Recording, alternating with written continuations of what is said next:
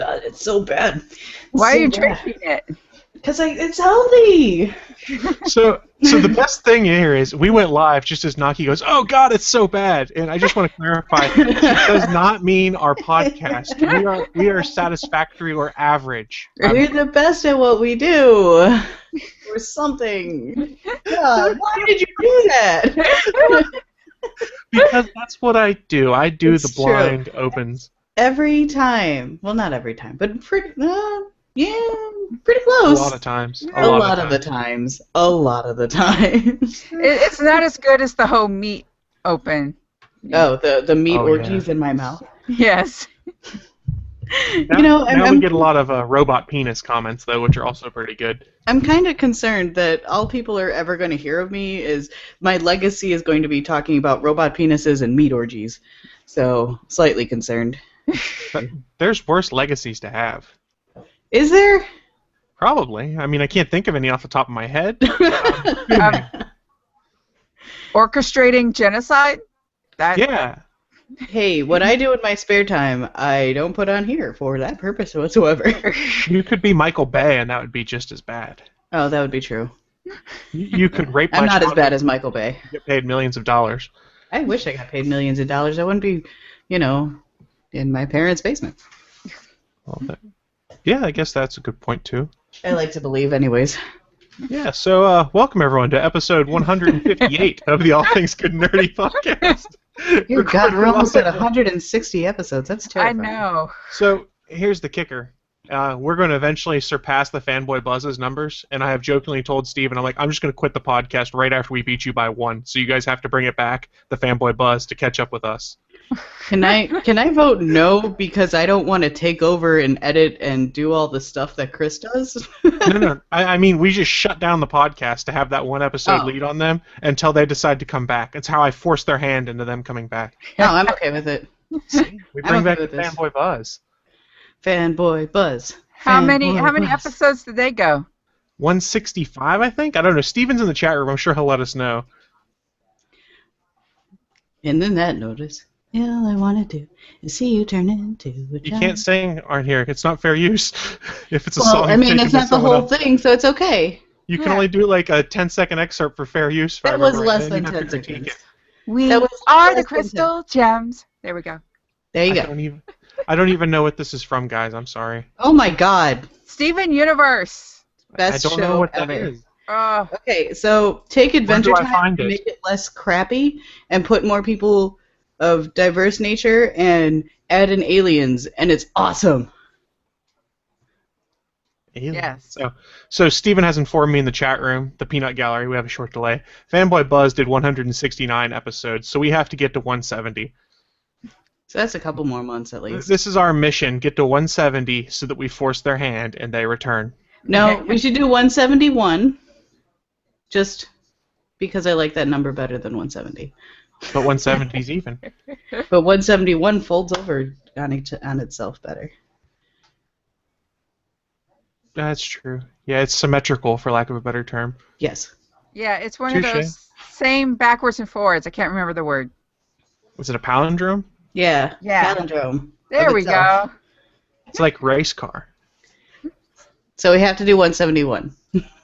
Okay, so we're going to get to 171, and then, Steven, you have to bring back the Fanboy Buzz. I don't care about the 5 unofficial you've done post the finale, because that wasn't really the Fanboy Buzz, because you had me on some of those. Well, I was going to say if he got to 165, but it was 169. Just kidding. I'm just joking. I love how you guys are talking about when to end it, and nobody's actually done the official welcome yet.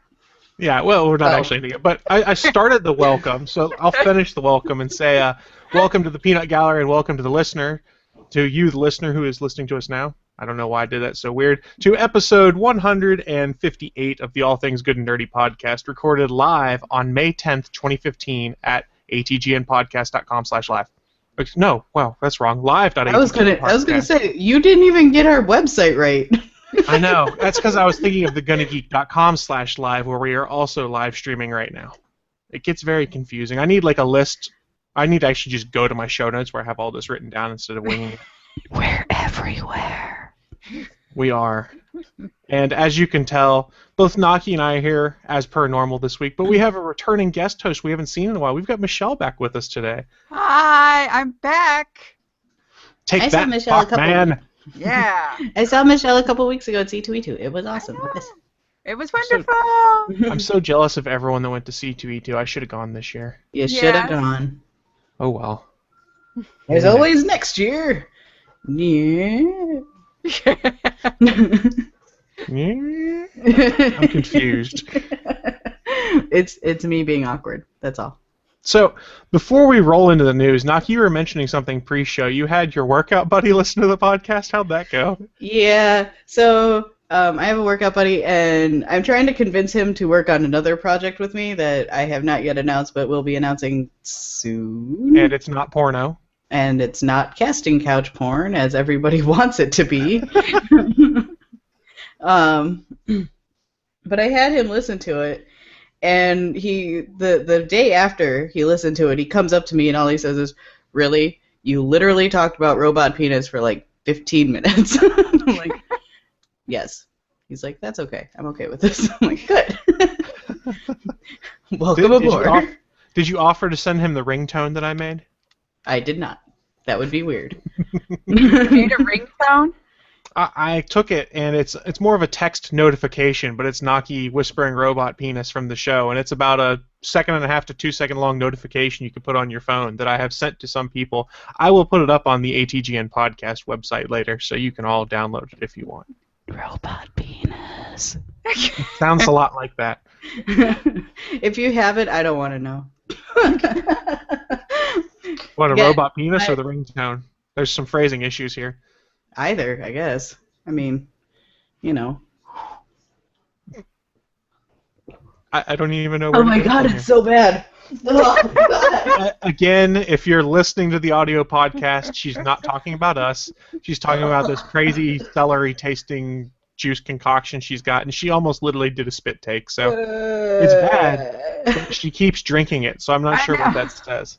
It's so healthy for you, but all I taste is the celery. I don't taste anything else. And I like celery, but okay, so this is supposed to have beets, apple, parsley, celery, spinach, cucumber, lime, and ginger. It should just say red celery juice. Red celery. That's all that's in this. It goes nicely with chicken wings, I guess. It should put some hot sauce in here. Ooh, that'd be good. Hot sauce and blue cheese. That blue cheese kind of negates the healthiness of it, wouldn't it?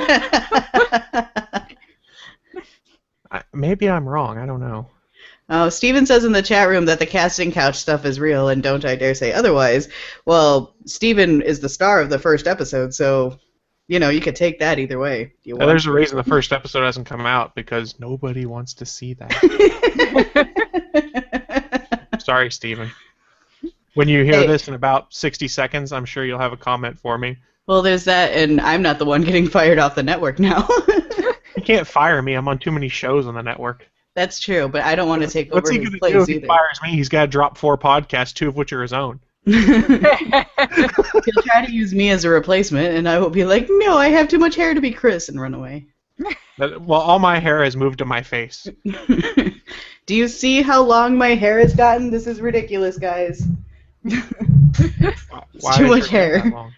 It's too much hair. I'm going to shave my head. Sorry, boyfriend. Well, he's in the chat room, so I'm sure he'll let us know what he thinks about that opinion. What is Willie saying in the chat room? I think he's trying to put a link in, and it's not working very well. Ew, Ginger. There we go. He's trying to say putting 3 W's, so the chat room is automatically trying to translate that into a URL. I like ginger. I have candied ginger upstairs that I just eat. But yeah, this basically is celery juice, and I'm just like, why? Yeah, not the only way I'll eat ginger is if it's in ginger ale, but it's kind of a moot point because I have dropped soda. I think I've mentioned it on here, and I'm just past the 6-month mark since I last had a soda. Yay! I had a soda yesterday. It's not hard most of the time. My problem is like when you go out to eat somewhere and you're like, what do you have to drink? Like, we have water and we have soda. And I'm like, I guess I'm getting water. I was kind of hoping for a lemonade or something. No, lemonade has just as much sugar as a soda. Yeah, you want iced tea. Yeah, I've had that too. I don't mind. It's more of like the associated chemicals and stuff that are in all the sodas and stuff is most of the reason why I've kicked it out of there. I didn't want any more of the aspartame and any of that. That makes sense, but just don't drink diet soda then. I don't want to drink it, period, because it's just a bunch of empty calories. But if I'm out, I'll have iced tea or lemonade or something for a going out to eat event. Okay, so boyfriend's response to Steven being the first of the casting couch porn, he says, "Don't care playing Republic Commando." Well, it could have been that or you shaving your head. Either or. So I guess he's okay with me sleeping my way to the top. Yeah, so on that note, I don't know how to follow that up, so we're just going to roll into the news of the week. So far, Steven has not really responded, other than you didn't tell me that last night, Chris. Although he first called you Chriso, which I don't know who that is. That was chorizo, and I'm okay I like with chorizo. Who doesn't like chorizo? Seriously, who doesn't? So I'm going to go with my news story first. And I think I've talked about on this show before how I've gotten Disney Infinity 2.0, and I know it's for kids, but I have a blast with it because there's just something fun about dropping superheroes into different worlds and making random team-ups happen. Well, there was a leak that came out earlier this week that announced Disney Infinity 3.0 and showed Star Wars characters. The starter set was Anakin and Ahsoka. They've released the actual trailer now. Yeah, and that's what I was going to get to next. Is Game Informer confirmed that Star Wars is coming in Disney Infinity 3.0, as well as a whole new set of Marvel superheroes. So here is the list of things they have confirmed coming for Disney Infinity 3.0 that will now consume my wallet. We're going to have Hulkbuster Iron Man, Ultron, Scarlet Witch, Quicksilver, Sam and Korra from Tron Legacy. There's going to be Mulan. There's going to be Yoda, Luke Skywalker, Princess Leia, Han Solo, Chewbacca, Ahsoka, Anakin Skywalker, Darth Maul, Obi-Wan Kenobi, 3PO and R2-D2, and other non-released names. Wait. They're just printing themselves money. Everyone's going to buy these that is already bought in, and I'm going to have to buy a lot of these because I want to have Darth Vader fight side by side with Ultron. I thought Mulan was already released, no? Or is this a new version? I don't think Mulan was released yet. I think it's coming. This says coming soon. But Hulkbuster Iron Man. I mean, I've got a screenshot here. I'll share it for everyone watching live in the Peanut Gallery. Steven says, "Sorry, I accidentally let our bed names into the chat. Chris is my chorizo, and he makes me call him that." Steven does love spicy sausage. Let's just leave it at that. I don't want to know why your sausage is spicy. So, that's awkward. So if you're in the chat room, you can see right now, here are some of the things coming in Disney Infinity 3.0 that they're showing on the cover of Game Informer. And the Hulkbuster Iron Man looks super badass, and I want it. I want it really badly. Boyfriend has already stated that once he has the extra money, all of it is going into Disney Infinity. And I'm like, no, I'm going to start playing that, no. It is really fun, actually, and I will probably play it on Twitch since I've been making use of the live streaming a lot on my Xbox. Here's another shot of some of the prototype ones that they had of the Star Wars figures. You can see Darth Maul front and center, Chewbacca, Han Solo. I can't tell who the ones are on the edge. I want them, and I want them bad. I already have all of them. Yeah. I'm coming to steal them from you, Naki. No, go away. No, I'm stealing them. No, sick pup dog on you. I'm not scared. You should be. I'm not scared. There's Disney Infinity figures to be had. I'm not scared. But he's a giant 150-pound German Shepherd. That's okay. Dogs like me. It's cats that don't like me. I'll get the cats. We've got outdoor cats. Cats are the devil. I don't have outdoor cats, but there's outdoor cats in this neighborhood. You'll find them somewhere. Yeah, so that was my news of the week, and it's going to be a costly thing because those Infinity figures are anywhere from $10 to $15 a piece. I was going to say, that thing is not cheap. I won't be buying them all immediately. It'll be whenever they have them on sale. They've been doing some sales before. It was like buy 3 for $30, so it's $10 a pop. It's not terrible, and then you just play. It's still pretty terrible. Well, I mean, part of how I look at it is when I've expanded and bought more for the 2.0 stuff, I generally level those characters up a lot before I then go and buy the next one. Still. But I know it's Star Wars. They're cashing in on the fact that JJ has me in love with Star Wars again. So don't they like come in like special packs to where it doesn't cost so much, or? No, because they're following the Skylanders model basically, where it's $10 to $15 a pop. You buy them one at a time. It's tough. Yeah. Boyfriend and I have just decided that our paychecks go directly to Disney at this point because they have everything that we like. Yeah, they've got Marvel superheroes, they've got Star Wars, they've got Disney Infinity. It's like, oh look, it's my paycheck. I got paid. Here you go. Well, you're going to give some money to Warner Brothers next month because Arkham Knight comes out. You're not going to play Arkham Knight? No, I'm not. Oh. Bye, guys. I quit. Oh. Don't you dare. I'll kick your ass. I'll come to West Virginia and I'll kick your ass.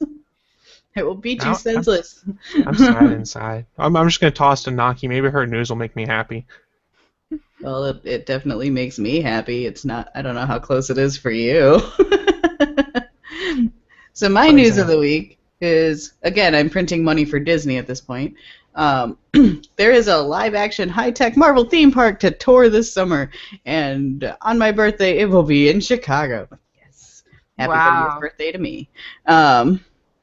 But it'll be in Chicago, Philadelphia, New York, and St. Louis.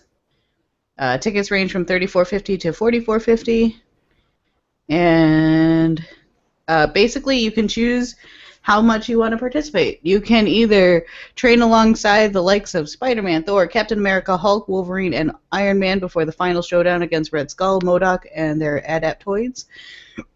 Or you can put on 3D glasses and watch the battles while others... And there's some elements where you can like shoot the guns or climb walls and mimic superheroes. Like it looks like it's super immersive. And it looks like it's a $30 million show that has already made stops to Phoenix, Dallas, San Diego, and it's like a traveling dome. And it has digital projectors, interactive touchscreens, hollow blaster training simulators, Spider-Man climbing walls. Oh man, it says that's for 300 kids. No. Yeah, you're going to have to deal with children for this, Naki. That's the problem. I am a 30-year-old child. Any Star Wars stuff? Does not look like any Star Wars. Looks like just strictly Marvel. It says it comes as Marvel has stepped up in monetizing its catalog of superheroes, including the current hit film Avengers Age of Ultron, as well as Marvel's Ant-Man, which will be released later this summer. Yeah, I think they're going to do the traveling show with this because a lot of what I've been hearing is they are in the process of expanding Disney to include things from the new trilogy and to tear down some old stuff and create their own Star Wars world at Disney, which means I'm going to have to go and give Disney more money again. Yeah, like I said, I'm basically printing out my money for... Well, to be fair, though, I haven't been to Disney World since 1989, so I'm due to go back. I went to Disneyland a couple weeks ago. I don't like you anymore, Naki. I'm jealous. Well, I've never been, so... That means you really do. If you want to... So, like, California, I've been to both. California is much more chill, it's much smaller, and the Twilight passes are totally worth it. Orlando, it was a lot of fun, but it's much bigger, and you get tired, and, like... And the lines at both are actually pretty not bad at all. The longest we waited for a ride was I think 40 minutes. Both times that we went. Just go during the off season and you'll be fine. Yeah, that's not bad. So I'm looking in the chat that everybody is kind of upset that we're not getting the Arkham Knight game. I only buy one brand new game for console a year. I don't allow myself more than that because like $60 for a game is a lot of money, and that is not my choice for this year. I have not actually made my choice for this year, but that one isn't it. So I've fallen out of love with Batman. For those of you who are unaware, I have fallen out of love. I'm sorry, Batman. You are just I've not the already one pre-ordered the limited edition that comes with the Batman statue. Oh, God. Don't pre-order. That means they just keep making shitty games. This is Rocksteady, who has never made a crappy Batman video game. That's true. They did do the ones that I did like. But let's be honest here. Rocksteady has earned my faith because they have not made a shitty game for me yet. But yeah, I'm still not getting this game right away. If I do, it'll be like gifted to me or something like that. I'm not planning on spending the money for it, even on my PC. So yeah, Now I'm sad. I'm gonna drink more of this and gag now. Why does everybody's news make me sad? Michelle, is your news not going to make me sad? Well, I have TV news. I could start with the bad and then go into the good. That'd be good. I don't want to get happy to then get sad again. I'd rather stay sad than get happy. Okay, so the sad news on the TV front is that Constantine has been canceled. God damn it. Yeah. The people behind the show are trying to find it a new home, but considering that it didn't get the back order and considering it's been a while. Because they're fucking stupid. Stupid. It's not good. So many when it comes to this. I know. After the 5th episode, right around in there is when it started getting really good. It found its footing and stuff. So, yeah, that makes me sad.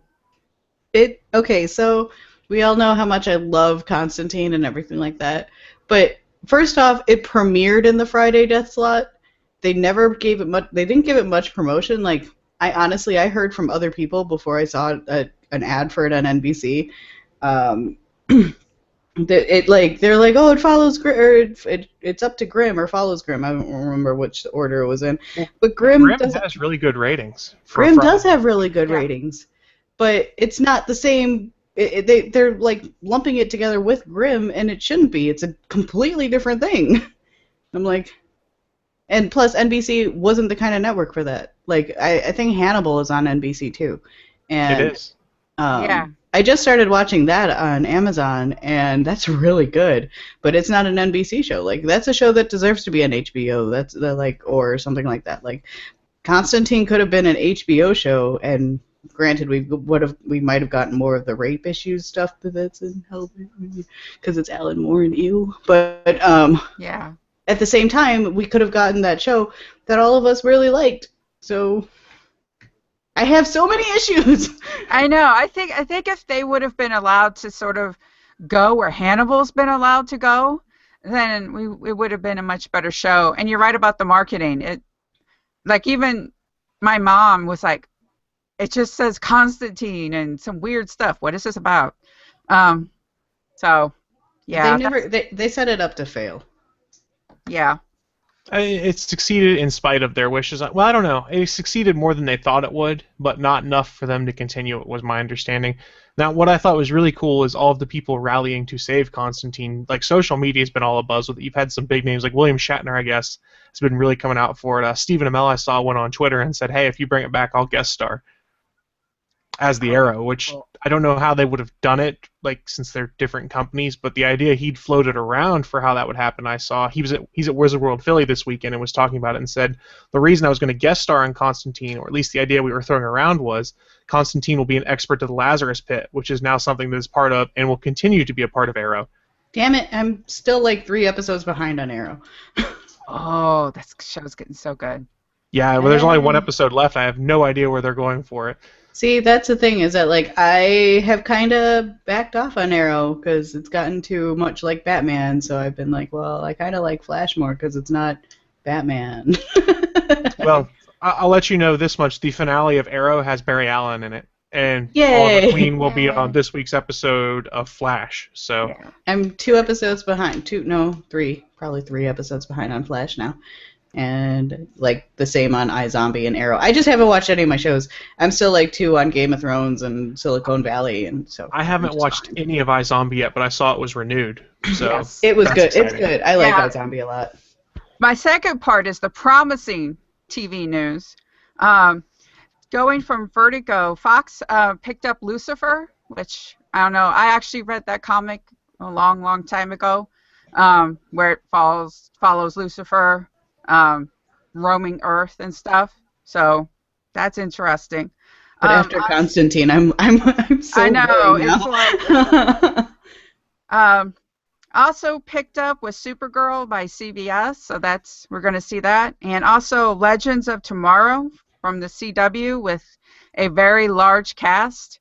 You know, we're going to get the Atom and Victor Garber and like a whole bunch of people, like Whitworth Miller, the Captain Frost and his brother Heatwave and stuff. And they also announced the original Canary will be on there, Sarah Lance. Somehow, the woman who plays her will be, but nobody knows if she's going to be somebody new, or her old character who died. So it was an interesting thought that we had when we did Starling Tribune on Friday night in the chat room. I think it was Adam had a suggestion that the lead for Legends of Tomorrow is supposedly going to be a time traveler who is traveling through different time periods in this DC TV universe has been put together. And at one point we'll stop in Sarah's time somewhere between season 2 and 3 and have to work with her and some other folks.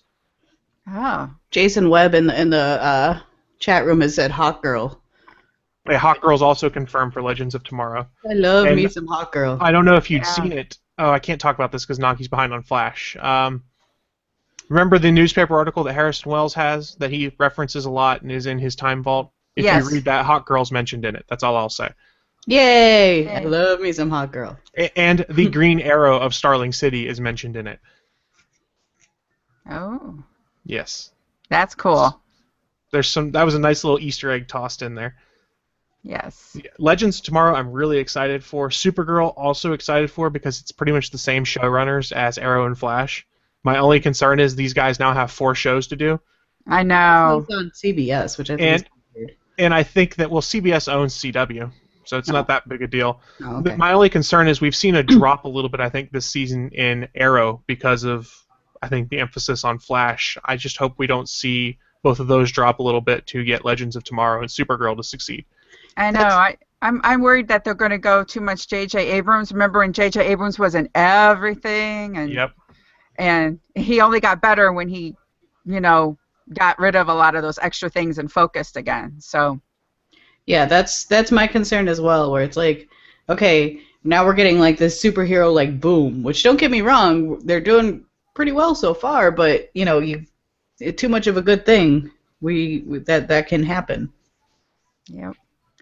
So, on my really good new TV news, like Chris said, iZombie's been renewed. Arrow and Flash has been renewed. So has S.H.I.E.L.D. And what I'm really happy about is Agent Carter. Me too. I was so happy. Agent Carter's been renewed. I'm so happy. I haven't seen either of these shows. What I really hope for a second season of Agent Carter is that they can have a lot, because I know this one was like trying to introduce her and everything like that. I'm really hoping that next season they can really focus on her being a badass and really starting S.H.I.E.L.D. and sort of, more with the gun and more going along to the world and stuff like that. And hopefully it's a lot more than her surrounded by a bunch of white guys. That was Unless one of my it's Howard Stark, because I want Howard Stark back. Yes. But it literally was her in a sea of white guys. So hopefully next season they can actually embrace the diversity of New York City. Because that's really was my big sort of critique of the show, that it was very white. But hopefully next season they can fix that. So, but I'm really happy it's coming back. Yay. There's a couple of comments in the. Sorry. Go ahead, Naki. Okay. There's a couple of comments in the chat room. Steven has said, well, I feel if Flash has been more traditional superhero, he has to hurt to a degree the power that was more down to earth of Arrow. Jason Webb has said, S.H.I.E.L.D. is huge, but I don't really like it. Agent Carter, though, was great. And Chris Hansen has said, my fear with superhero shows is they'll become like superhero comics where there are just too many for me to keep up with. Which I think all three, well, I don't know anything about S.H.I.E.L.D. or Agent Carter. I didn't watch either of those. But what Steven and what Chris have said is about on par. So Agents of S.H.I.E.L.D. rather is doing a lot of setup for Phase 3 in the Marvel Cinematic Universe, it seems like, because this arc this season has focused very heavily on the Inhumans. And the back half of the season or excuse me, the post-Avengers part of the season is going to be very Inhumans heavy. I know you don't watch it, but like this last episode, which took place after Age of Ultron, there was like a 3-minute intro that tied in with that movie, and then there were mentions of Ultron throughout it, but most of it was setting up more of the Inhumans. And we've actually met the Inhumans and seen powers and things. It's very interesting where they're going. And rest in peace, Admiral Dama. Oh, I know. Oh, God. I'm like, what is she? No! As soon as that happened, I looked at my girlfriend and I go, man, I hope S.H.I.E.L.D. calls the Avengers and they just roll these MFers up. Oh, I was so upset by that. I was hoping like we could see where that could go, you know, more of a conflict with Coulson, rein Coulson in, but nope. Nope. It was a bummer. But I was very happy to see Agents of S.H.I.E.L.D. renewed. They haven't said whether have they said whether it's a full season order or just like a half season order? From what I'm reading, it's a full season. Okay, because I know they did the smart thing. There was also a rumored Agents of S.H.I.E.L.D. spinoff that would focus on Bobby and Hunter. That's canceled. That has been nixed. So. Which is probably smart. Yes. Yeah, I think the powers that be were like, nope. Steven has said in the chat room, I think if Legends of Tomorrow is more superhero-y, it should do well. I feel like now they're building the more traditional superhero feel shows. The Arrow has become the outcast, even though it was the original. It was just a different feel than the rest, so while it's the same universe, I think that it stands alone in a lot of ways, and I really like those, or I really do like that way. There we go. See, my problem with Arrow, and while it has gone farther from this, is it started out as rich white people bitching. It was a CW show. That's what they had to be to begin with, as part of the problem. We had an interesting conversation on this same point on Starling this week, actually, where we mentioned that Arrow set up a lot of things and did things like that, so now Flash and Legends of Tomorrow don't have to be like that. They can start and be a superhero story from day one. Right, and it like I said, Arrow has gotten better. It's not like that so much anymore, but it's still... It's Batman, and it's I get very frustrated with Batman. I get very frustrated with the idea of just him. I can't categorize him as a superhero because he's not. He's just a guy who happens to not get killed while getting, being rich and having a lot of toys. You haven't read the recent Batman comics, have you? No, because I'm so tired of reading him that I've just stopped. I don't read anything from DC anymore. There's a new Batman now, and it's not Bruce Wayne. Is it the bunny? Yeah. Is it Damon? Do you know who the bunny is? It's a bunny. So if you went to the Free Comic Book Day special, there were 3 stories set in the DC universe in their book. The first one was the Batman story, and it's revealed that the person wearing the bunny suit is Jim Gordon. So Jim Gordon is the new Batman.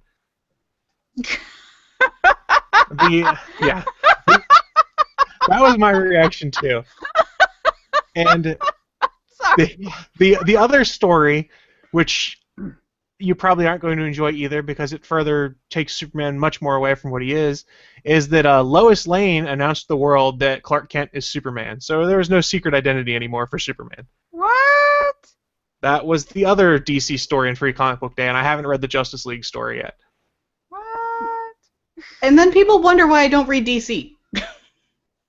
The only thing I'm reading at DC right now is the Speed Force Convergence tie-in because it brought Wally West back. It's sitting on my shelf to read because I missed Wally. I read that Convergence event isn't doing very well. I've heard the same thing, and then I heard that Secret Wars, I haven't read issue 1 yet. Everyone said it ends really well, and there was a press release I saw somewhere, and I cannot find it again for the life of me. I'll try and find it, that said it was one of the best-selling digital comic sales, or releases rather, on Comixology ever at this point for a week 1 release.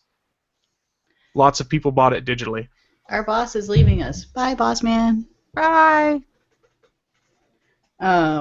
Yeah, so that was the big DC stuff coming out of Free Comic Book Day, and I haven't read. I've got a stack of comics sitting upstairs I need to read. I just haven't done it yet. Jason has said in the chat room that will always be the best thing about these shows. Arrows is down to earth, and the Flash comic book TV show that everyone wants it to be. why can't both though? Like that's the thing that like I understand that Arrow started out as down to earth and gritty, and I think that's kind of like why we liked it. But like, you could still progress the show along and make it more about a superhero, as opposed. Well, now it's Well, Ra's that's al been the Ghul. central theme of season 3 is him trying to find how to be both Oliver Queen and the Arrow, which presumably we're going to have that resolution in the finale based off what I saw in the teaser trailer. And I think you're going to start to see him shift into more of the hero character versus him. I mean, at this point in time in Starling, he doesn't have anything left. He can't save the city. He's been run out, and he's had to become Roz to do a lot of things. I think we're going to start to see a shift towards the more traditional superhero look next season. Wow, I could not get any of those words out. I can't talk this morning. I don't know what's up. Yeah. I can't either. But I don't know. Season finale this week of Arrow, 2 episodes left of Flash. It's going to be very interesting to see where they go. Flash has really ramped up, and I cannot wait. I'm really the last episode I watched was where they discover the room. So Yes, the Time Vault. Oh Yes. God. That's the last episode I've seen. So I really just want to sit down and watch it, but it's Mother's Day. Oh, so you did get to see the zoom in on the newspaper there, where they see who wrote the headline of it. Oh, I didn't pay that much attention. I was just like, I was watching it with my dog, and I'm like holding him, like, oh my God, they found the room. So a little bit of backstory then. When they zoom in on that, you see that Iris West Allen wrote the newspaper headline, and it references a crisis-like event where Starling City's Green Arrow, The Flash, Hawkgirl, and there's a superhero I'm forgetting that was in there, are referenced as founding members of something. And it doesn't say the words Justice League, but it strongly hints at the fact the Justice League exists. So there's going to be a movie Justice League and then a TV version of a Justice League. I vote the TV version's going to be better. Yeah, me too. DC lets them, because as we've seen already this season in Arrow, they've basically taken the Suicide Squad away from them. They're not allowed to use that anymore. Stephen Amell even sort of said something to that effect at Wizard World Philly, supposedly, is that since the movie's coming, Arrow doesn't get to use the Suicide Squad anymore. Well, that which is sucks. probably why they don't get to use Slade anymore, because DC might have plans for them. And he did say straight up that there is no crossover between their cinematic universe and TV universe. Which is stupid. Very but at the stupid. same time, I'm okay with it because I don't want to see those stupid movies anyways. So there. And yes, everybody you can throw your vitriol hatred at me for saying that the WB movies are going to be stupid. I have no qualms. I stand by what I said. Blah. I hated Man of Steel. Everything that looks about this trailer looks stupid. I don't care. You all can throw it at me. So, since we're getting close on time, I know we want to talk Avengers, but before we do that, you want to know what isn't stupid? What? Face? Captain America 3. That was a Did nice you see the cast list that came out for Captain America 3? Oh, aren't you talking about Avengers 2.5? Exactly. It is basically Avengers 2.5. When you go and look at the cast list, basically everyone from Avengers Age of Ultron is in it except for Thor and Hulk. Yeah. Plus there's Ant-Man. Correct. And I heard maybe Black Panther might be in it. Black Panther's already confirmed. They said that would be his debut. There's also the rumor that Spider-Man will appear for the first time in the MCU in Captain America Civil War, which is filming right now. Avengers 2.0. Avengers 2.5. I mean, yeah. 2.5. It's interesting that this seems to confirm that Ant-Man will be an Avenger at the end of Ant-Man. Yeah, like, thank you for spoiling the movie. Maybe I don't have to see it now. I don't know. I mean, it could be he's just appearing. Who knows? But the insinuation is that Ant-Man will be an Avenger. And for those that were not aware, Ant-Man is the last movie in Marvel's Phase 2. Phase 3 starts with Civil War. Okay, so was anybody else? So can we go into Avengers stuff so I can say this? Spoiler warning. Let's go into. All right, just a heads up before we do it, everyone. Excuse me a second. We are now going back into the Avengers 2, Age of Ultron. We did not spoil last week. This is a spoiler-laden discussion of Age of Ultron. So if you don't want to be spoiled and haven't seen the movie yet, in all honesty, just push pause. Go look up on Fandango on your phone when Avengers 2 is playing. Buy your tickets. Go see it. Watch that movie. Then come back and unpause this podcast and join in with us. Yep. Yeah, so spoiler-heavy discussion from this point. Go, Naki. Okay, I was so disappointed Black Panther wasn't in Avengers. They made every move that he could have been in it, and I was like, is it happening? Is it happening? Is it it didn't. They'd already done too much filming by the time Chadwick Boseman had been announced as Black Panther. I know, Yeah. but I was like, the setup was there. The setup was there. The setup was there for the payoff to be in Captain America to then pay off in a Black Panther movie after that. I mean, because you got Claw, you got Wakanda mentions, you got Vibranium mentions. They set everything up so that he can be in there and you can understand some of it. Yeah. I mean, hell, they cut Claw's arm off so he can have the friggin' satellite dish that he used to amplify sound on it. Jason's already saying how negative I am. Yeah. Well, where do we want to start? Do we just want to start from the beginning, or? Let's just start at the beginning, and I do want to say that whole opening sequence is just so much fun. That was a good opening. Did anyone else notice that as they were doing that opening, like as it went cut between characters, you got to hear that character's theme music, for lack of a better term? Like Captain America, when he was on screen primarily, they had the score from Captain America the First Avenger, the Captain America theme song playing while he was on there. Yeah. That was cool. I mean, it was just fun. That's what you expect to see when you have the Avengers fighting someone. It's just literally just kicking ass, and they seem to be having fun while they do it. Like, the Thor and Cap bromance is badass. Yeah, just they pull up the shield, clang. Yeah. That was cool. That opening sequence was amazing. I will agree. Wow, I had a complete brain fart there for a second. And it was nice to see Hawkeye get to do something, even though then he got shot and taken out of everything. He's kind of like the punching bag. Yeah, but he had to get shot in order to set up that tech. Right. That comes back later. There was a bunch of nice setup in there, and I know that Joss Whedon and Marvel didn't necessarily have the best of times ironing things out they wanted to go in it, but I think it came out pretty good. I don't think I said it last week. I like Avengers 1 more than 2 still. Nope, can't say that. No? No. See, I watched Avengers 1, then I watched Guardians of the Galaxy. I don't know why, but that's how I did it. And then I watched Avengers 2. I like the Avengers 1 was a really good setup. It was really, really good at setting up a team-up event. Guardians of the Galaxy just was its own setup, and Star Wars, it basically became like a fancy Star Wars.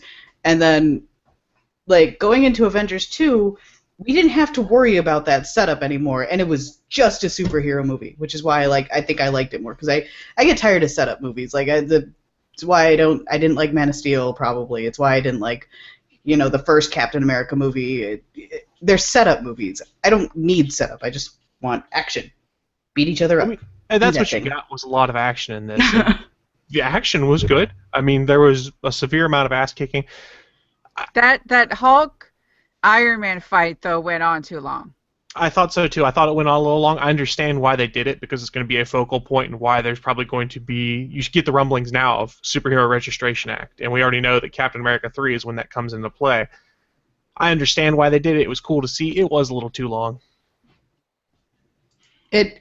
This one or the Captain America? Sorry, I only heard the fight between Hulkbuster Iron Man and Hulk. Yeah, it was too. The movie itself was kind of long. Like it was 2.5 hours long, and I was just kind of like.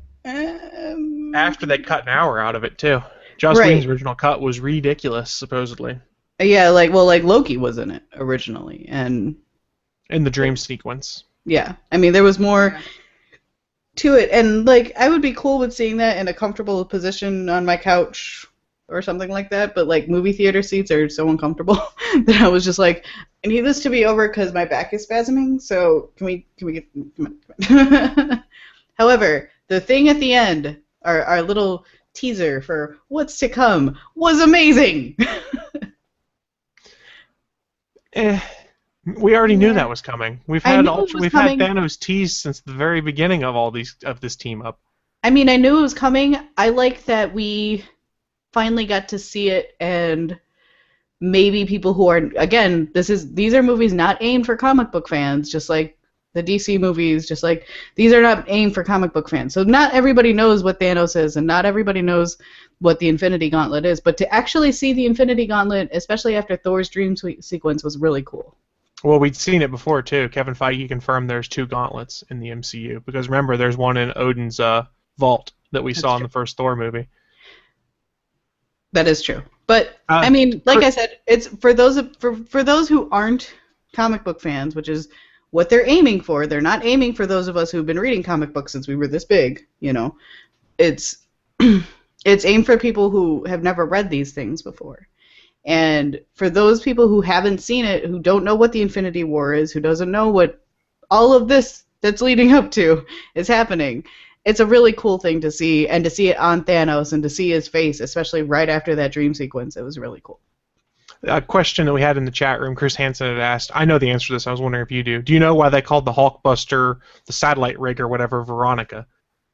Because his girlfriend, this is what I think, his girlfriend name is Betty, and then if you go back to Archie, it's Betty and Veronica. Exactly. That's what Whedon came out and said, that's why we did. And I was like, okay, that's fun. And then also I noticed, I see at the end, Iron Man brought out Friday, which is a reference to, you know, that movie, His Girl Friday. But also in the comic book, I read a little bit of Captain Marvel. He actually has that in the comic book. Like basically she's a digital assistant. And at that same time, as he was flipping through those data chips, I don't know if anyone noticed it, there was a chip that was labeled Jocasta. And for those that aren't familiar, Jocasta in the comics was Ultron's robot bride that he built for himself. Oh, no. Aww. Yeah. That was pretty cool. There were a bunch of nice Easter eggs in this one. I really, really liked James Spader as Ultron. You mean as Raymond Reddington playing Ultron? Basically. I was he actually basically really... needed to put the fedora on and he would have been ready. If they had done that as like a little Easter egg, that would have been amazing. Just going to throw that out there. I would have laughed my ass off, and then boyfriend would have looked at me like I'm crazy because he doesn't watch that show. But it's... to me, I was really wary of James Spader. Not because he's not an incredible actor, because he is, but because I thought it was going to be almost too human to be Ultron. Does that make sense? Well, I mean, that's Ultron's problem that he doesn't see in himself, is that he's more human than he wants to admit. He's the evil Tony Stark, basically. Yeah.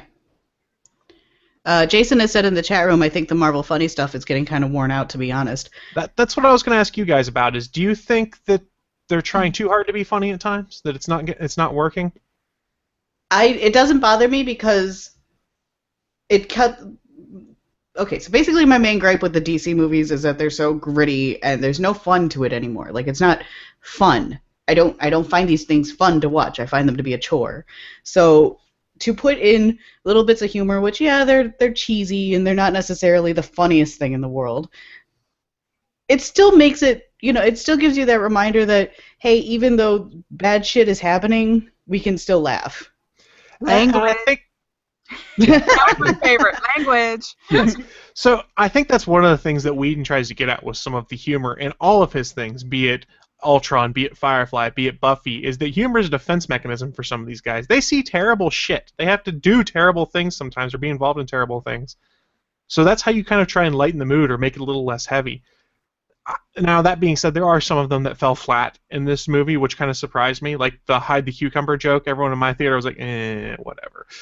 See, that's going to happen from time to time. See, the way that I explain this best is actually Scrubs. Like, Scrubs used humor to get through some of those really hard episodes, and because like even some of like the best jokes are in the ones that made me cry. And that's the same thing that you use that with, like, if you look at Whedon's past works, with Buffy and Angel and Firefly, it's the same thing where you can laugh and cry in the same episode, and it's still really good. And so I think Chris brings up a good point in the chat room. He's putting into words something that I've kind of thought on these movies but not quite known how to express. He goes, I would rather watch someone fail with a smile than fall with a frown. And I think that's where the humor and some of the banter back and forth, why it works in there. Exactly. That's my personal take. And yes, I will fully acknowledge before the hate mail comes in, I'm a Marvel fanboy. I love a lot of the Marvel stuff. I read some DC things, but Marvel's my first comic love, and ironically, Next Widow's Flash after that. But neither here nor there. There's a spider on my wall, and I just had to smash it. Well, that spider shouldn't have gotten on your wall. Yeah, it's his fault for invading our Age of Ultron discussion. Oh God, we're victim blaming. Bad Spiders. Bad people. I don't like spiders. So, here's my thing. Something that I sort of noticed. Did I like the movie? Yes. Was it fun? Yes. Some of the fight scenes were a little too long, and using the city as an asteroid, well, we can get to that. But what got me was, like, if all you do is watch the Avengers, like if you're just one of those moviegoers that I just watched the Avengers 1 and now I'm going to watch Avengers 2, what I noticed is that there are some things that you miss out on. So, like, for example, if you didn't watch Captain America, you don't understand why his dream sequence is so poignant, and why seeing Hallie Atwell in there, awesome, you know, as Carter, meant that. Like Thor's, oh my goodness, Thor's dream sequence, if you haven't seen Thor, especially the second one, you don't understand why that could be happening. And so there's a lot of things that if you don't, this is what I'm afraid of. This is what I was afraid of when Marvel was connecting everything, like, really, because now they're getting into this whole Infinity War. Now Guardians of the Galaxy is coming into it. Like, I had to explain this to my mom. Like, because she watches, but she's just like a general fan, and she's like, really? I have to connect what I watched in Guardians of the Galaxy to this now? And so now it's becoming to where now are we getting to the point where you have to see all of them? Like I remember in the 90s where Marvel just exploded their comics line, where you had to read all these different ones for this crossover to understand the entire story. So now it's becoming, are they doing this to their movies, and are they doing it too much now? Because also, you know, like, since there's all these plans, we kind of knew, you know, that's what I'm wondering. Like, are they making it too connected now?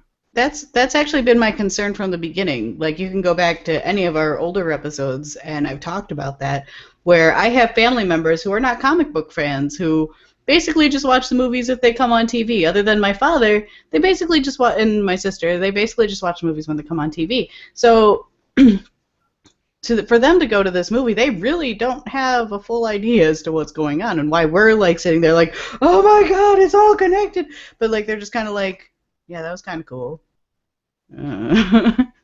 Like, they're not going to get the enjoyment out of it that we do. And I've expressed my concern about this before, where it's like, these movies aren't made for us, but they're made for people who don't read comic books, but they should understand that maybe do, like, a little flashback or something, just so that everybody's on the same page walking into the movie. So I think this might have been the first of the Marvel movies in my mind that if you had gone in only seeing, like, the big events, like the first Avengers film and things like that, you might have been missing some things that need to be filled in. And I think that's in part because everything's so connected. I think part of what Marvel's banking on is, A, that most people are going to go see anything because it says Marvel Studios on it at this point. Everyone's like, that's a must-see movie now if it says Marvel. And B, I think they're in part hoping that people will enjoy the movie and they'll be like, but I didn't quite understand what that was. And if you go and look at a lot of the online content they've been doing, video content and things like that, they start talking about how things tie in together on that, or what these Easter eggs are, how they connect. So I think they're kind of hoping that in today's world, someone goes online and goes, okay, I didn't understand what this was, or I'm curious, I don't think I have the full story, and they're kind of hoping people fill themselves in and or go see the other movies if they haven't at that point. Yeah, it's kind of a risk. That's really risky. It is really a risk. And also, you know, like that opening that we loved, if you haven't watched, if you didn't see Captain America Winter Soldier or watch Agents of S.H.I.E.L.D., you really don't get the full impact of that opening. And you know, so Winter Soldier was essential watching to go and see Age of Ultron. The other ones you could probably get away without having seen, and you'd have been like, okay, Thor's having a weird dream sequence, whatever.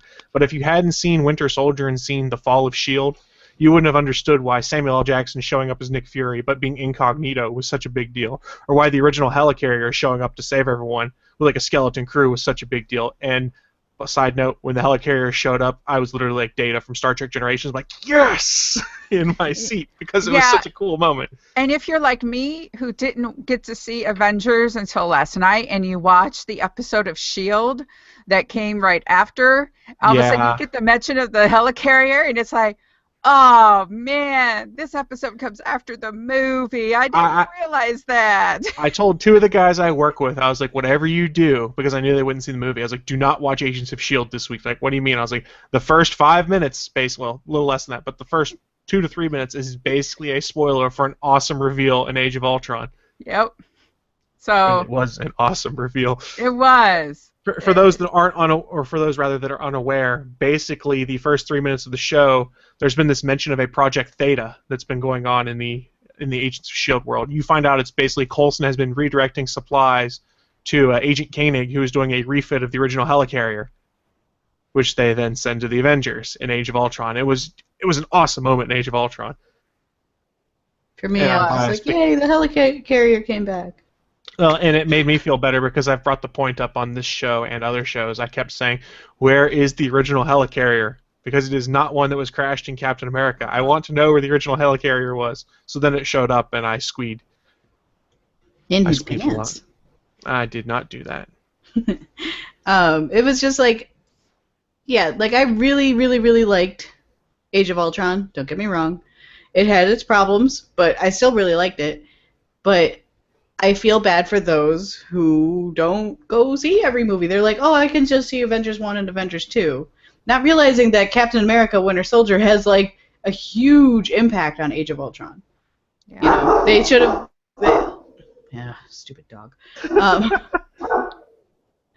Someone continue for me. So, a couple things. We know that Whedon has talked about there was some friction between him and Kevin Feige in this one.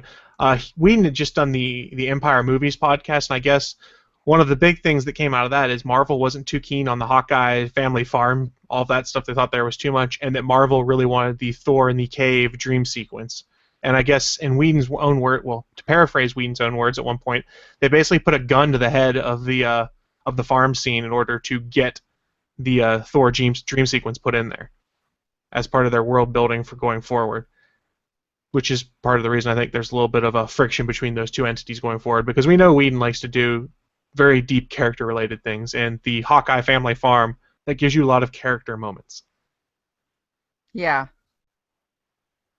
And I'm sure it upset a lot of shippers out there now that Black Widow and Hawkeye can't be a pair. Yeah. I actually was okay with that. I thought it was too obvious for them to be a pair. But I did not like how they shoehorned that in either. Yeah, the Black Widow Thor thing I didn't really buy.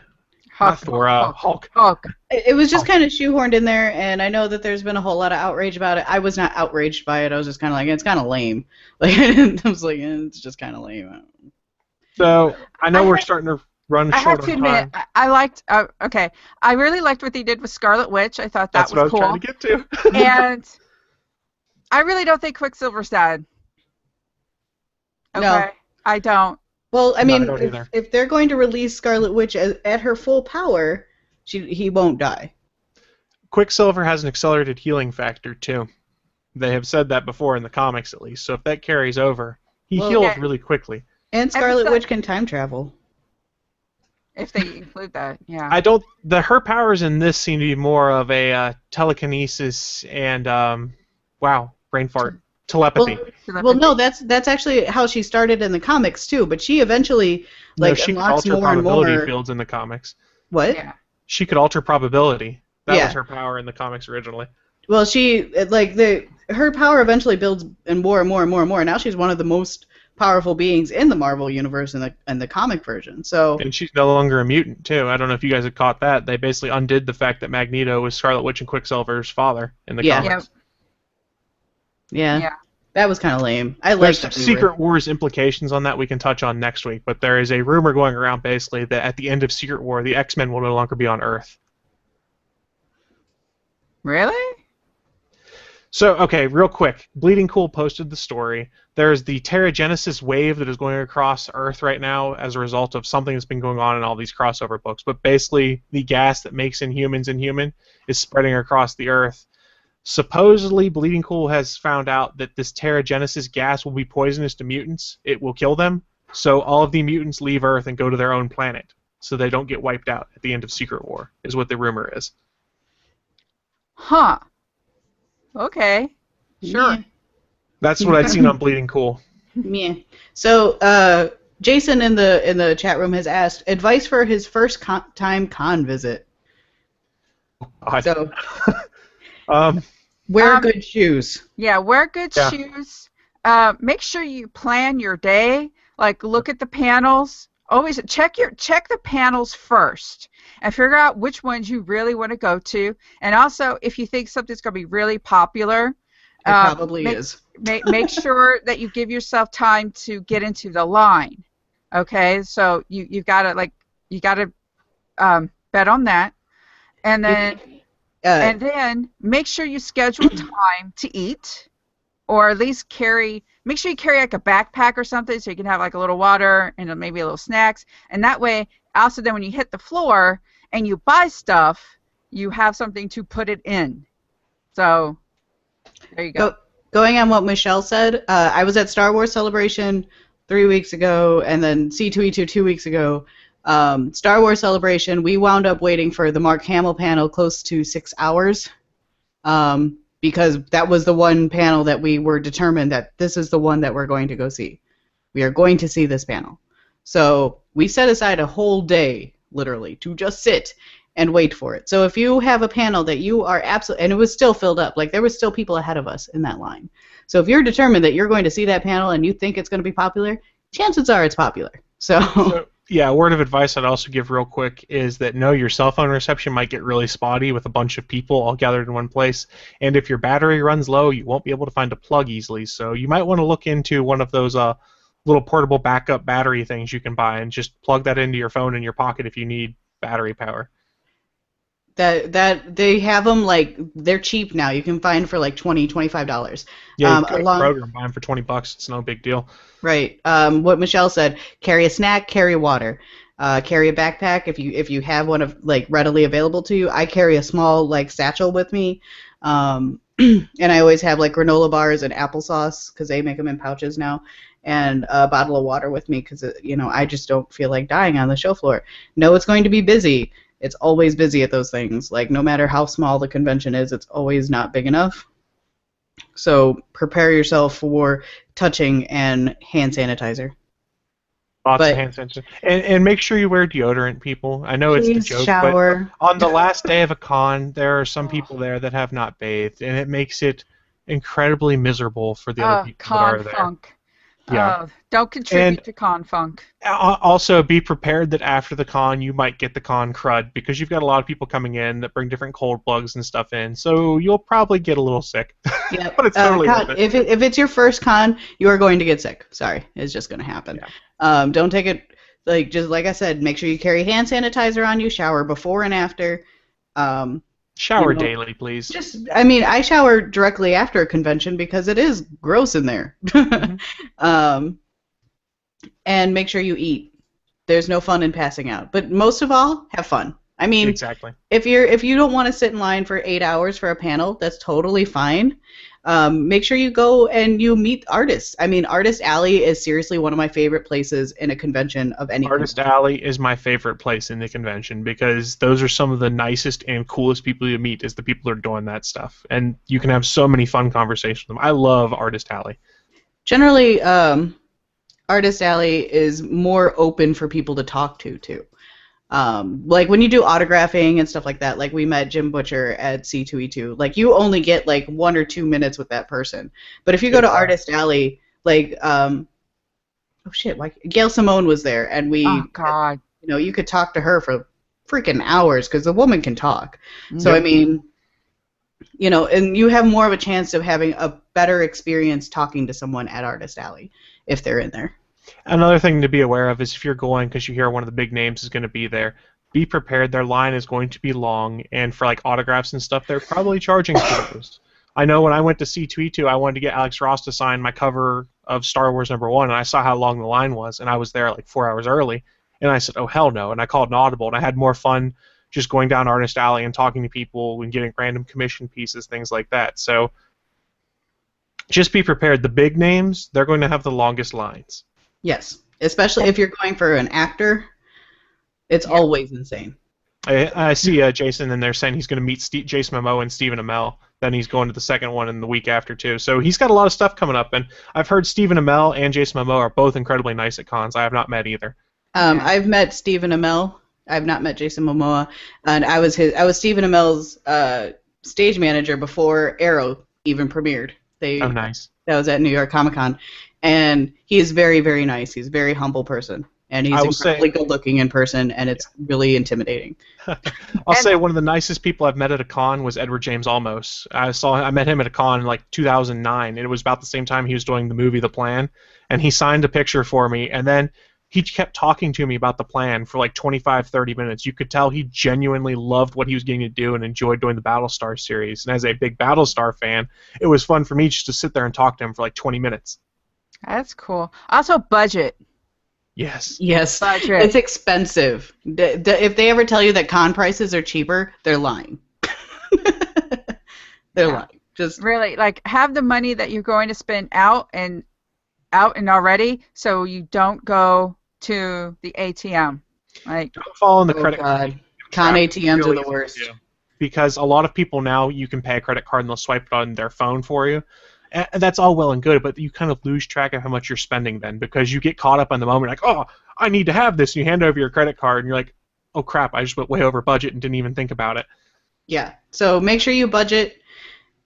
The big thing is, though, is to have fun. Meet other fans, make your friends. Like, honestly, the majority of my friendships come from conventions and things like that, where it's just like either working conventions or attending conventions with people. It is a really good way to meet people in the same fandoms as you, and not necessarily, like, some of them it doesn't always work out, but I mean, it's always fun to have a conversation with somebody who you don't know. Yeah, and everyone that I've ever let me rephrase, the majority of people I've met at a con have been incredibly nice. You're going to find assholes everywhere, and there's potential to find them there, but you've got a lot of people that share common interests and are just having fun, and I have not had a bad experience with people at cons so far. Knock on. You'll have a lot of fun, and that's the thing that I can't stress enough, is that, just make sure that, you're clean, and, I don't know if you're bringing kids or not. If you bring kids, put them in costume, because it's the most adorable thing in the world. I'm not even a fan of kids, and I think it's the most adorable thing in the world. But it's just fun, and I don't really know what to do at conventions when I'm not working them. When I'm working, I have a mission. I have something to do. But when you go as an attendee, it's just, you get to relax and, eat stupid con food if you so want to. I mean, there's always McDonald's around, but try bringing your own snacks. It's healthier. Yeah, bring your own snacks. That's the smarter plan. Holy crap, I just looked up at the clock. I know we're running over, and Naki, you need to run, so let me toss to you real quick. What have you been getting into, and then you can bail if you need to. Steven Universe! I finished it. I love Steven Universe so much. I know I talked about it a lot, but Steven Universe is basically what every kid show, or what every cartoon I want to be is Steven Universe. You got your superhero aliens, you got diversity, you've got songs, it's just so cute, and it does that thing where it makes you laugh and cry in the same episode, and it's aimed towards like 7 and 8-year-olds, but like there's some strangely sexual moments in it that especially with the fusions where I'm like, yeah, but they're still really, really good. So I'm obsessed with Steven Universe. I want to play the ukulele now so I can sing some of those songs. On top of that, I have been working on Secret Project, which will be released hopefully by next month. And I'm in finals week. So if I have no hair next episode, that's why. Yeah, that could be problematic. Yeah. I don't miss finals. No. Nobody misses finals. Yeah. That's it. That's all I got. Oh, and I'm playing a lot of PC games, so make sure you have me on Steam. What's your name on Steam so people can find you? Oh, sorry, Bakanaki. I'll put it in the chat room. So I know you got to run. If you got to run, feel free to just click off, because I don't know if we want to talk any more Avengers, Michelle, because I know you had thoughts. No. Yeah, I'm gonna have to run. So I love you guys. Bye. Bye. No, I'm glad I'm not the only one who thinks Quicksilver is alive. Because it's like, oh, look, Coulson died. Not really.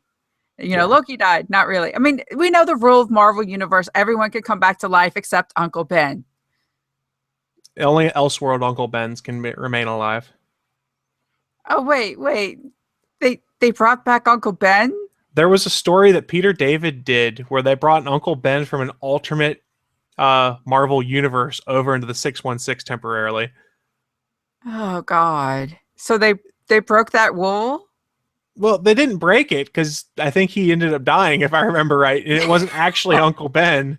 And I'm not sure if it got retconned or not with One More Day. So, okay, so he's still dead. As far as I know, Uncle Ben remains dead. Okay, good. Because they have to have at least one character that remains dead. But yeah, I mean, I liked Avengers, but like I said, I'm getting concerned that it's becoming too much and stuff. So, yeah, I think so. But I guess the trade-off now is you're not going to have as much of that problem with Captain America because it is basically Avengers 2.5. You have the new Avengers team on there with Captain America. I don't know. We'll see. I think that's a valid concern, and I'm starting to share that concern. Now, from my standpoint, I don't care because I watch all these movies multiple times.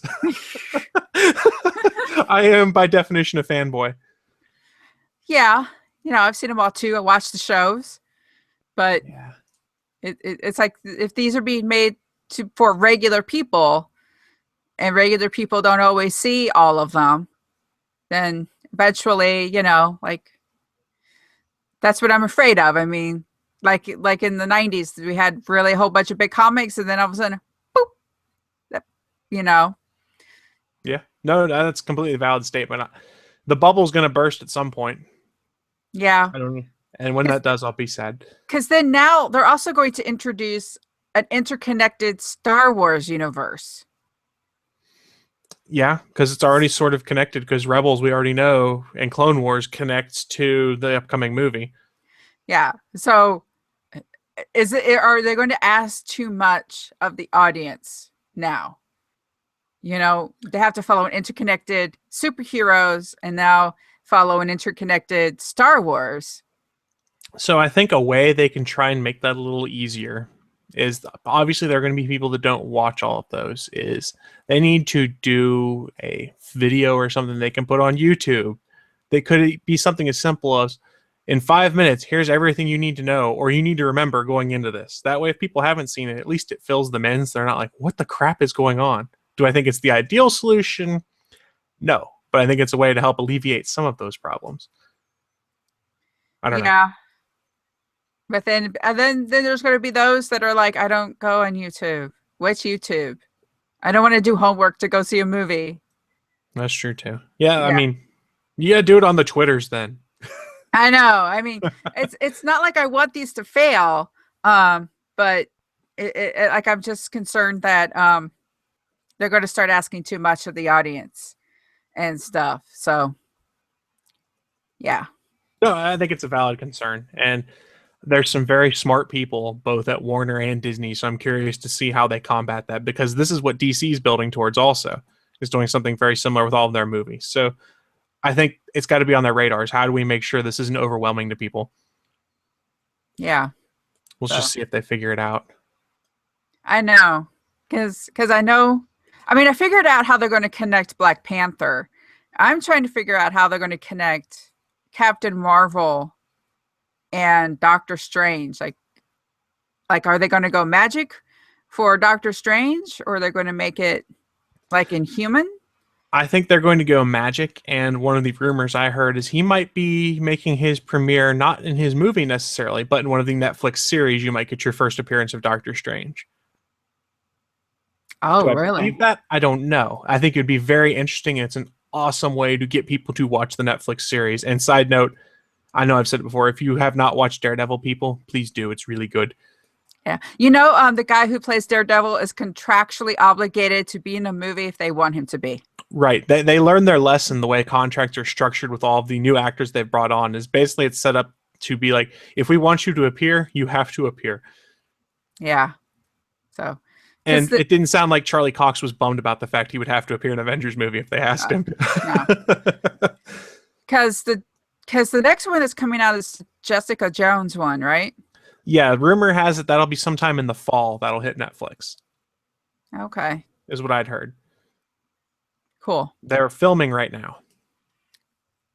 Well, that'd be cool. Finally, another female lead. Yay. Yeah, it'll be interesting to see where they go with it. And we know she'll be part of the Defenders miniseries they do too. As part of the whole Netflix thing. Yeah. Oh, wow. Okay. There's so much stuff coming out. So it's a completely valid concern to be like, how are they going to make sure people don't go in there and be completely lost? Yeah. Because Netflix is great and all, but I'm sure there are people that have seen a lot of the Marvel movies but haven't watched Daredevil, for instance. Yeah. So if he showed up in one of the Avengers movies, they'd be like, who the hell is this guy? And he's blind? What? He's blind? What the hell? Chemicals? What? So I guess the takeaway, Avengers 2, it's a fun movie. I'm curious to see where they go from here. It's going to be interesting, that's for damn sure. Yeah. So they're entering phase 3 now? Phase 3 begins with Captain America. Phase 2 wraps with Ant-Man. So we've got one movie left in phase 2. Oh, okay. And Ant-Man's only a couple months out. Yeah. Have they planned a phase 4? Not yet. Presumably that's going to be whatever happens after Infinity War. And at this point, God only knows, because that's still like 3 years away until they'd be starting phase 4. Oh, God. Whew. Actually, no, because it's 2017 for part 1 and 2018, I think, is part 2 of Infinity War. So, yeah, it's probably about 4 years until phase 4 would start. Wow. Holy crap. But we already know that they've already got it set up. They've got the new Avengers team now, basically. That's your new Avengers going forward. There's no reason they couldn't mix up the team again after that and have a combination of some of the new people, the old people. It'll be interesting. I mean, they've got plenty of characters now. They can shuffle them off and on the Avengers series if they wish. Yeah, that's true. Plus, I like Don Cheadle as Jim Rhodes. Me too. Yeah. Don Cheadle's badass. What I'm concerned, though, is they haven't announced anything about Captain Marvel anymore. The last rumor that I had heard on Captain Marvel is that they were basically backing the money truck up to Angelina Jolie's house because they wanted her to be involved in it. Oh, as director. As director. But Captain Marvel's still a few years out, so I think part of the reason we're not hearing much on that is Marvel is focusing on the Avengers hype train, the Daredevil hype train, and the Ant-Man train. When things die down a little bit after that, I think that's when you'll start hearing more about some of the other movies beyond Civil War. Because we haven't really talked about Black Panther. Pretty much anything post Civil War we haven't talked about. I think Marvel is controlling the news flow on purpose. Yeah. They're very media savvy at the House of Mouse. That's true. Oh, good Lord. Yeah. So much. Damn you, Disney. You're getting all my money. Oh, God. I know. They're just sitting back like, it's like, it really is like Scrooge McDuck. They just got that room full of gold. I like to imagine that Bob Iger dives into a pool of money at the end of the day, just like Scrooge McDuck. Yep. So we probably should start wrapping things up. And Naki already shared with us what all she's been getting into. And for those that might be new to the show, what we generally do to wrap things up is share what nerdy things we've been getting into, what we're planning on getting into coming up. And I will say one of the things that I have been getting into lately, especially since it's easy to play on my iPad and my phone now, is I've gotten back into Hearthstone. And I forgot how much I loved it. And this is also a chance for me to cross-promote too, because on Unqualified Gamers this week, they talked a lot about Blizzard's hit CCG game, Hearthstone, since it's available on both iOS and Android phones and tablets. And Cody is completely addicted from what I've heard. So if you want to hear more about the Unqualified Gamers' opinion on the Hearthstone game on your mobile device, go over to GonnaGeek.com/network. Check out episode 109 of the Unqualified Gamers podcast, and you'll have a blast. And it'll make you want to play Hearthstone more, because it is their fault that I want to play Hearthstone again. They got me back into it. I'd gotten away for a little bit, and then I'm back. And then I've also been playing Lego Batman 3 on my Xbox One. because it's a Lego game. It's fun. It's designed for kids, but I don't care. And I got back into Titanfall for some reason, and I forgot how much fun some of those levels could be. Like since I'd stopped playing, they introduced a new level. There's a cooperative level where it is 4 players team up against the AI that tries to overrun their point on the map. And it's really fun because it's not like we have to kill each other. It's let's work together and kill all of these guys. And I love cooperative things like that. And you get to drive a big giant robot and smash things. So you can't really beat that. And I have a stack of comics that I need to get caught up on because I went by my local shop yesterday. I've got a stack probably about like that of comics I need to read. And I have to read Secret Wars #1 because everyone has said it is really good. And that will determine whether I read the rest of Secret Wars. I have a stack of trades to get to. I still have to read the last 2 volumes of Saga. Oh God, I know it gets good. What I'm into, I have to also hype the Steven universe. I did not think that I would like it, but I took a chance because everyone just keeps talking about it. And at first I'm like going, oh, Steven is a little okay, he's a kid, blah blah blah, and there's an episode in the first season where Steven finds this tape from his mom, and then it's like, oh my goodness. And then you start to really understand just how like kids will like it, but then adults understand those difficult relationships and stuff. So it really works on different levels. And also Orphan Black, it's in its 3rd season. It just got renewed for its 4th.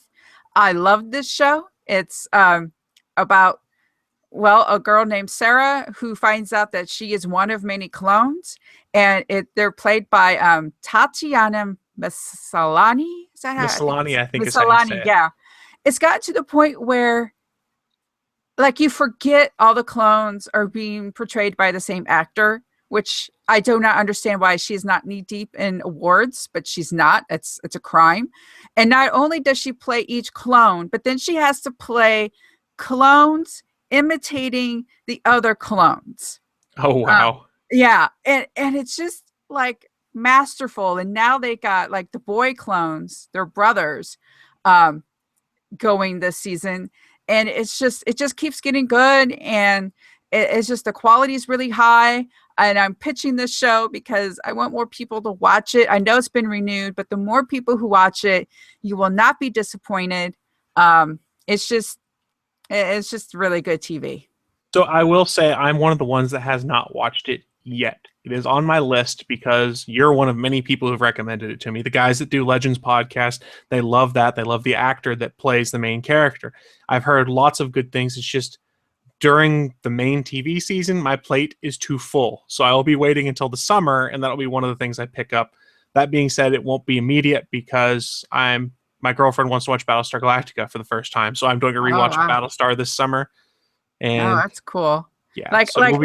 I would be willing to do a rewatch, and if other people wanted to talk to me about it, like I would be so down for an Orphan Black podcast, but I don't know. So I know a network where you could go with that. Oh, that would be awesome. I'm sure Clone Club is taken somewhere, so we'd have to come up with something else. But I would so be down with that. I love this show.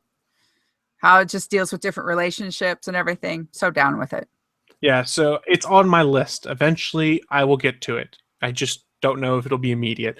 I've got a lot of stuff I need to watch. I still have all of Constantine and Gotham on the DVR to watch. I'm never going to get caught up. That's why it's summer. And that's another thing. Like, it's so hard to get into a new show when you've got, 22 episodes of Arrow to watch, 22 episodes of Flash to watch, 22 episodes of Gotham or something, Yeah, because Flash, Arrow, and Walking Dead were basically I have to watch them within the first week they're out because I end up having to talk about them on podcasts. Yeah. So there's really no choice. I mean, Flash I don't have to, but it crosses over enough with Arrow that if I don't, I'll be like, what are you guys talking about? I know. You guys are nuts. So then it's also going to cross over with that Legends show. Right. But Legends of Tomorrow supposedly will be pulling an Agent Carter. And by that, I mean it will air when Arrow and Flash are not on. So the rumor I've heard is that on the winter break, they'll air the 13-episode run of Legends of Tomorrow. Oh, that's cool. I like that idea. It's a rumor, though. I haven't seen any official confirmation, but that would be really interesting because presumably that'll be around the same time that Agent Carter will be on, too. Yeah, I think that's why they didn't do that Shield spinoff, since they decided to go with Agent Carter, because it fit perfectly in between, the Shield A part and the Shield B. I like it when they did that. Yeah, I did too. I don't know. I'm just really looking forward to another season of Agent Carter because I enjoyed the hell out of it. Yeah, me too. Oh, we could keep going, can't we? That's the problem. We really could. And I am looking at the clock. And this is one of our longer episodes in a while. But hey, it's Avengers 2, guys. It's going to be a lot of discussion because it's the Avengers. Exactly. I can't help it. So before we wrap up, do you have anything you wanted to plug or promote, or where can people find you online, Michelle? Well, yeah, there's my Twitter at Michelle Ealey. Right now, yeah, there's that. So if I have anything else coming up, I'm starting to work on stuff, it's been nice getting my life together. Yeah, it's a nice thing to do. Last year was rough for me, so it's taken me a few months to kind of get back. So, yay. Well, we're glad you could join us today. It was last second, but fun nonetheless. Yes, thank you. For those that aren't familiar, I went on Facebook this morning and I saw Michelle had put a post. It was like, man, I really want to talk about Avengers too. And I was like, well, we are doing a podcast at 11 a.m. today. Yeah. So thanks for having me. It was fun having you here. It's always a blast. And we'll have to get you on here with Ryan again sometime because it's always fun for you guys to argue over who's the guest host supreme. Oh, that would be me. Ooh, them's fighting words. Did you hear that, Numeric? Take that, Numeric. I can't do the voice as well, sorry. It's me. It always will be me, Ryan. Ooh. Always. So before we wrap up, I just wanted to remind the listeners that you can find us online at atgnpodcast.com. That's the same as our Twitter handle at atgnpodcast, or you can give us a Facebook notification over at facebook.com/allthingsgoodnerdy. If you want to email us, I believe the email address is atgnpodcast@gonnageek.com. I think Steven fixed it for us because it was kind of iffy for a while. And last but not least, if you really want to let us know your opinion on something, be it a topic we've touched on the show or something you think we've gotten completely wrong, give us a call on the ATGN hotline at 304-806-ATGN. And if you can't remember the number, just go to our homepage and there's a nice Google Voice widget where you just click the button to call us and it will call us through Google Voice. We make it really easy on you guys. Last but not least, I'd like to ask our peanut gallery and the fan base out there, if you get a chance, go on iTunes. Leave us an iTunes review. We haven't gotten any of those recently, and iTunes likes to see those reviews going on a fairly regular basis. It helps us get rated in other things. So iTunes reviews, folks, we love them, and we thank you all for listening. And I think that's going to wrap us up for this week. But don't worry, we'll be back next week with another all-new live episode. But until then, have a good one. Bye.